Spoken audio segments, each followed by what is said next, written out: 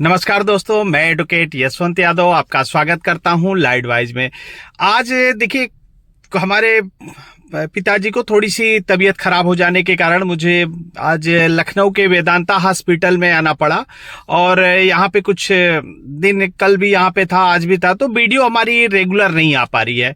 Regular नहीं आ पाने का मतलब है कि वहाँ पे मैं थोड़ा सा, यहाँ पे भी मुझे आना जाना पड़ रहा है, देखना पड़ रहा है। तो मैंने सोचा कि आपको जहाँ पे हूँ, देखिए हमारे इस समय जो भी क्लाइंट है, जो भी सब्सक्राइबर है, उनको सपोर्ट की ज़रूरत है ताकि उनके प्रॉब्लम का सल्यूशन मिल सके। तो मुझे हर परिस्थिति कहीं पे भी हो, आपके लिए समय तो निकालना पड़ेगा।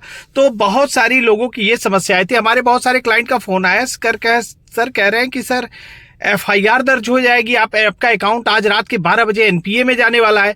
तो ऐसा कुछ होता है क्या? तो आज मैं पूरी बात आपको बता दूं।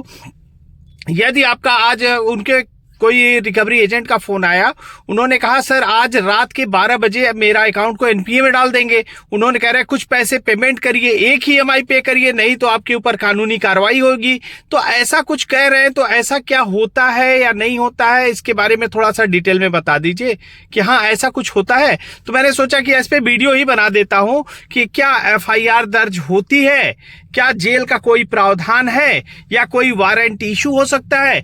जैसे वो बता रहे हैं कि सर, वो कह रहे हैं कि अगर आप लोन की EMI नहीं देंगे तो आपके घर पे पुलिस बल के द्वारा पुलिस बल आएगी, पुलिस आपको अरेस्ट करके ले जाएगी। थर्ड पार्टी की तरफ से ऐसे ऐसे धमकियां व्हाट्सएप पे भेजे जा रहे हैं। तो इसमें कहां तक सच्चाई है? तो मैं बार बार आपको बता दूं, यदि पैसे है तो इनके पैसे दे दीजिए। जब नहीं है, अब आ जाते हैं नहीं है तो जो प्रक्रिया है, जो प्रोसेस है, जो तरीका है, वो तो करना ही पड़ेगा।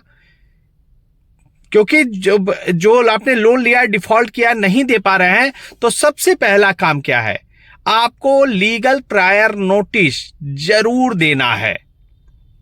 सभी लोग, जितने लोग भी हमारे क्लाइंट है, सब्सक्राइबर है, ये चीज एकदम नोट कर लीजिए। यदि आपने लोन लिया है, डिफॉल्ट कर गए, नहीं दे पा रहे हैं, या डिफॉल्ट हो चुके हैं, या डिफॉल्ट होने वाले हैं, या डिफॉल्ट हो रहे हैं, किसी भी परिस्थिति में आपको लीगल प्रायर नोटिस जरूर से जरूर भेज दीजिए।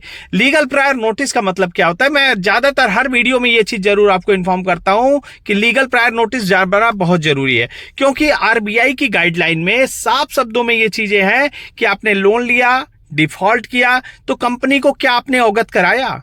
क्या आपने कि बैंक को इन्फॉर्म किया कि आप किस कारणवश आपने लोन की EMI नहीं दी गई? क्या आपका जो जेन्युइन रीजन था, आपने इन्फॉर्म किया या नहीं किया? यदि आपने इन्फॉर्म किया तो आप जेन्युइन डिफॉल्टर है कि हाँ, किसी विषम परिस्थिति के कारण आपकी लोन की EMI डिफॉल्ट हुई है, आपने कंपनी को जरिए रजिस्टर्ड डाक एडवोकेट के माध्यम से इन्फॉर्म कर दिया है। यदि आप इन्फॉर्म नहीं करते, इसका मतलब आप भाग रहे हैं, आपकी नीयत सही नहीं है, आप बिल्कुल डिफॉल्टर की कैटेगरी में आ जाएंगे।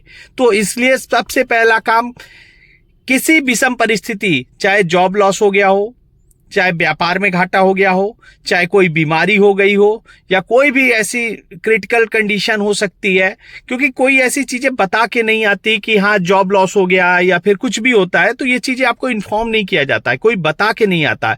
इसलिए आपको अपनी परिस्थिति के बारे में कंपनी को अवगत कराना जरूरी है। ये आपको किसी भी विषम परिस्थिति के कारण लोन की EMI डिफॉल्ट कर गए हैं तो आप उनको इन्फॉर्म कर दीजिए। जॉब लॉस भी हो सकता है कि हाँ व्यापार में घाटा हो गया, जॉब लॉस हो गया है, कोई बीमारी हो गई, या फिर कहीं ऐसा नुकसान ऐसी हो जाती है, या कोई पारिवारिक समस्याएं ऐसी हो जाती हैं, तो किसी परिस्थिति में आपको लीगल प्रायर नोटिस दे देना है।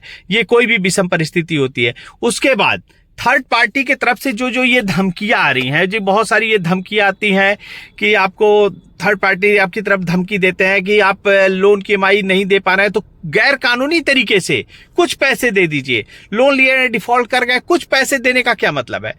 यदि आप देखिए, आपका अकाउंट NPA में है, नहीं दे पा रहे हैं, कुछ पैसे देने का मतलब, अगर वो NPA के बाद पैसे जो NPA आपका अकाउंट होने के बाद यदि उसमें 1 रुपए भी आप डालते हैं तो भी तो आपका ब्याज में, पेनल्टी में, जुर्माने में कट जा रहा है। तो ऐसे ही कट जा रहा है, तो इसमें क्या जरूरत है आपको कि आपको इतना बताने की जरूरत क्या है कि आपको एक EMI ही दे दीजिए? इतना रिकवरी एजेंट थर्ड पार्टी वाले डराते हैं, धमकाते हैं, इतना तक कह देते हैं कि आपके यहाँ पुलिस बल आ जाएगी, एफआईआर दर्ज हो जाएगी। ऐसा कुछ नहीं होता। पुलिस का काम है लॉ एंड ऑर्डर मेंटेन करना, शांति व्यवस्था बनाए रखना। लोन की रिकवरी करना पुलिस का काम नहीं है। नोट कर लीजिए, कुछ पॉइंट नोट कर लिया करिए, क्योंकि बहुत सारे लोगों के साथ ये चीजें आती है कि लोन की रिकवरी पुलिस करने आएगी। पुलिस का काम लोन की रिकवरी नहीं है। नोट कर लीजिए कि पुलिस का काम लोन की रिकवरी है, पुलिस नहीं आती लोन की रिकवरी करने के लिए, ठीक है। और कोई फर्जी जो वकील होते हैं कि फर्जी वकील बनके, वकील का काम है कोर्ट में नोटिस भेजना।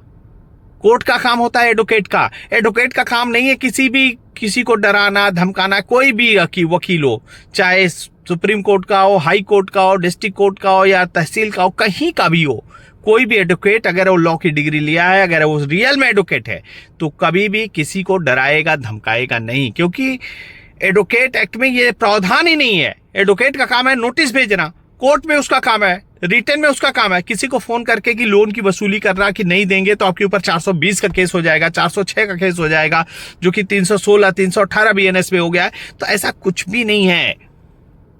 तो आपको डरना नहीं है और डरने की कोई जरूरत नहीं है। और किसी विषम परिस्थिति में लोन की EMI नहीं दे पा रहे हैं, थर्ड पार्टी आपको रिकवरी एजेंट डरा रहे हैं, धमका रहे हैं या गाली गलौज कर रहे हैं, कुछ भी कर रहे हैं, उनको उनकी भाषा में ही जवाब दे दीजिए। और कोई पहला काम तो लीगल प्रायर नोटिस आप जरूर दे दीजिए, ताकि आपको एक जेन्युइन डिफॉल्टर है। अब आते हैं एनपीए कब घोषित होता है। अब आते हैं टॉपिक पे।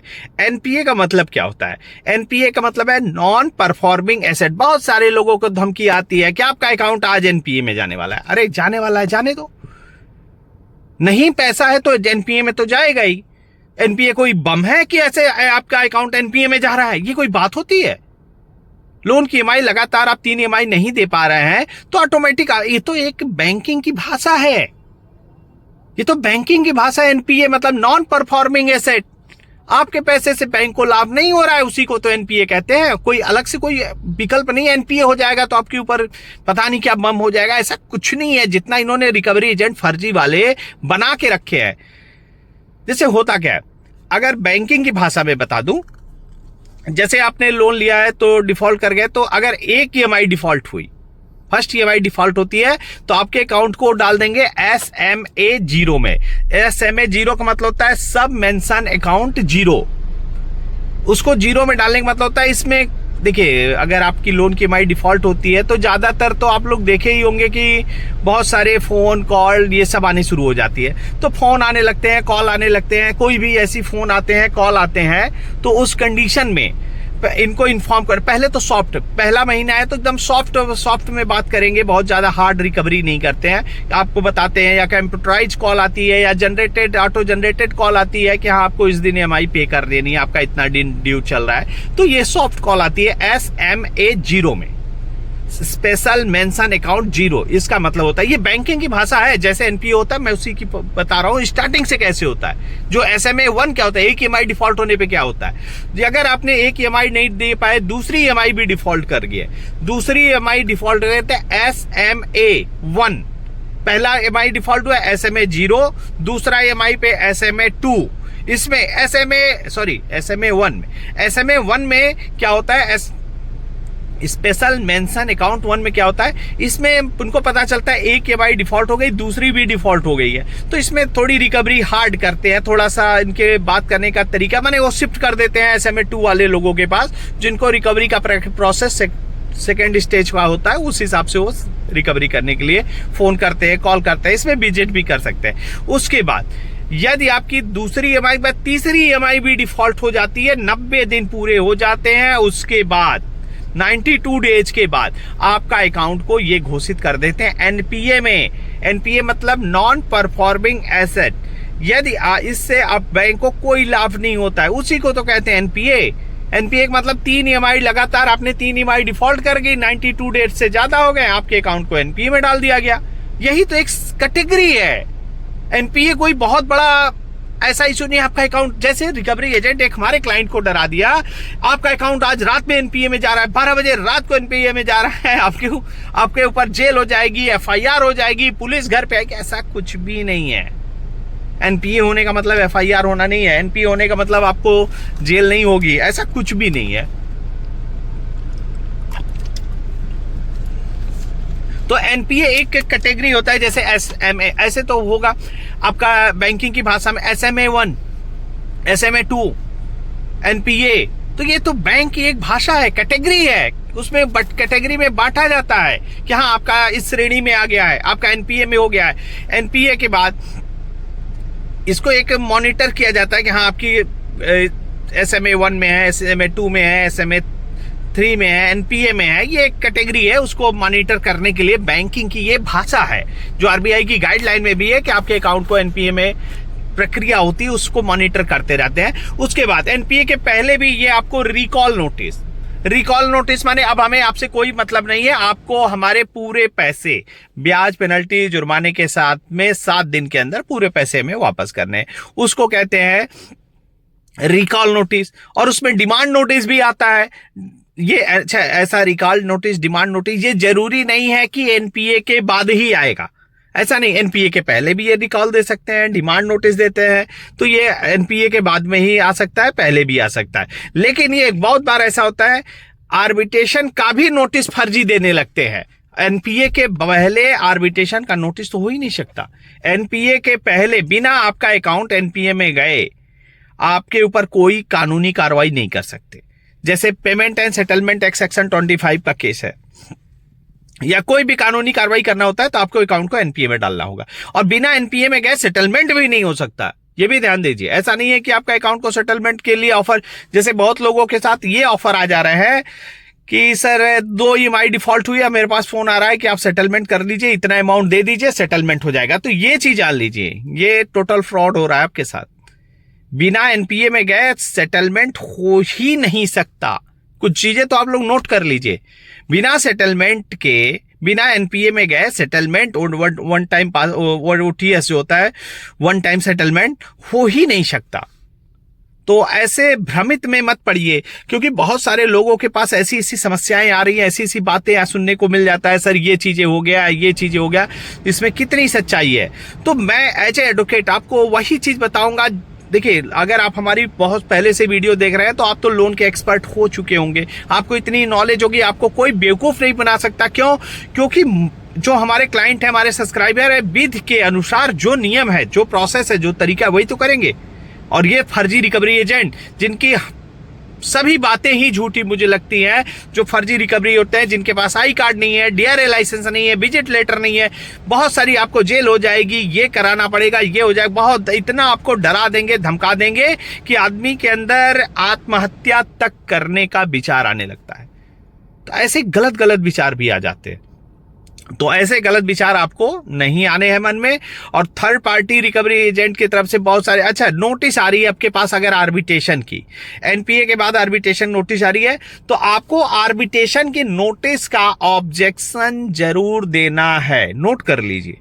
और ऑब्जेक्शन देते समय माननीय सुप्रीम कोर्ट के जजमेंट का हवाला देते हुए एक मजबूत ड्राफ्ट बना करके कंपनी को एक आपत्ति पत्र जरूर दे दीजिए। और आपत्ति पत्र जरिए रजिस्टर डाक जाएगा, एडवोकेट के लेटर हेड पे जाएगा, और उसके साथ साथ आप हमारे क्लाइंट हैं तो हमारे द्वारा गया होगा, और उसके साथ साथ आपको कंपनी को और आर्बिट्रेटर को, दोनों को ही जरिए रजिस्टर डाक, एडवोकेट के लेटर हेड पे, कंपनी को मजबूत ड्राफ्ट के साथ हाई कोर्ट, सुप्रीम कोर्ट के जजमेंट का हवाला देते हुए और जजमेंट की कॉपी को अटैच करते हुए उनको जरिए रजिस्टर डाक स्पीड पोस्ट से आप आपत्ति दे देंगे, तो उनकी हिम्मत नहीं है कि आपके आर्बिट्रेशन का अवार्ड भी पास कर दे। क्योंकि आर्बिट्रेशन एंड कंसोलिडेशन एक्ट 1996 में ये प्रावधान है, आर्बिट्रेशन की प्रक्रिया दोनों की सहमति से हो रही है। और जब आपकी सहमति नहीं है, आपने उस पर आपत्ति दिया है, तो ऑब्जेक्शन कहां हो सकता है? तो सहमत ही नहीं है, सहमत ही नहीं है। जब आपकी दोनों पे उस आर्बिट्रेशन पे सहमति नहीं है, तो अवार्ड पास ही कैसे हो सकता है? अगर उस पर पास भी होता है तो लॉफुल नहीं है, गैर कानूनी तरीके से है, गलत है, जीरो है, वो मान्य नहीं है, बिना एग्जीक्यूशन के वो लागू ही नहीं हो सकता। तो सबसे बड़ी बात ये जान लीजिए, नोट कर लीजिए, आपको जेल नहीं हो सकती, जेल का कोई प्रावधान नहीं है। ऐसी फोन आए कि एनपीए में जाने वाला आपको एक जेल हो जाएगा, ऐसा कुछ नहीं है। देखिए, लोन लेना और न दे पाना, लोन आप लेते समय कॉन्ट्रैक्ट, संविदा, आपका टर्म्स एंड कंडीशन पे एग्रीमेंट हुआ, माने आपने अगर ऑनलाइन लिया हुआ था तो परमिशन लिया गया होगा, या फिर ऑफलाइन लिए होंगे तो सिग्नेचर किया, तो टर्म्स एंड कंडीशन पे आपके दोनों बीच में कॉन्ट्रैक्ट पे, माने कॉन्ट्रैक्ट पे सिग्नेचर किया गया होगा या टर्म्स एंड कंडीशन पे अप्रूव्ड किया गया है, तो ये चीज होता है जहां पे संवाद जो आपने संविदा किया हुआ है या कॉन्ट्रैक्ट किया हुआ है या टर्म्स एंड कंडीशन पे एग्री किया है, तो टर्म्स एंड कंडीशन टूट रहे हैं, तो ये सिविल वाद है। यहां पे क्रिमिनल केस कहां हो रहा है? नहीं तो बहुत सारे लोगों के पास 316 का केस, 318 का केस, 420, 406 ऐसे केस हो रहा है, जबकि माननीय सुप्रीम कोर्ट का जजमेंट है कि वित्तीय लेन देन में क्रिमिनल केस तो हो ही नहीं सकता। जब क्रिमिनल केस नहीं हो सकता तो 316 कैसे हो जा रहा है? तो ऐसे पे मजबूत ड्राफ्ट बना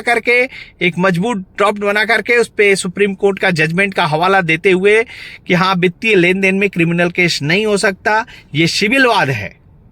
ये तो कॉन्ट्रैक्ट एग्रीमेंट का टूटना हुआ, टर्म्स एंड कंडीशन का टूटना हुआ, तो इसमें कोई क्रिमिनल नहीं हुआ। क्रिमिनल ये तब होता है जब आप कोई फर्जी डॉक्यूमेंट दिए हैं, आप बिलफुल डिफॉल्टर की श्रेणी में हैं, आपके पास पैसे हैं, आप देना नहीं चाहते हैं, आपके दूसरे अकाउंट में पैसे पड़े हैं और आप देने की नीयत नहीं है, तो अब उस कंडीशन में एफआईआर दर्ज हो सकती है। उस कंडीशन में आप बिलफुल डिफॉल्टर की श्रेणी में आ सकते हैं। ऐसे तो नहीं हो सकते हैं। और एनपीए हो गया है, आपके पास पैसे नहीं है, नहीं दे पा रहे हैं, तो जो प्रक्रिया है, जो प्रोसेस है, उसको करना पड़ेगा।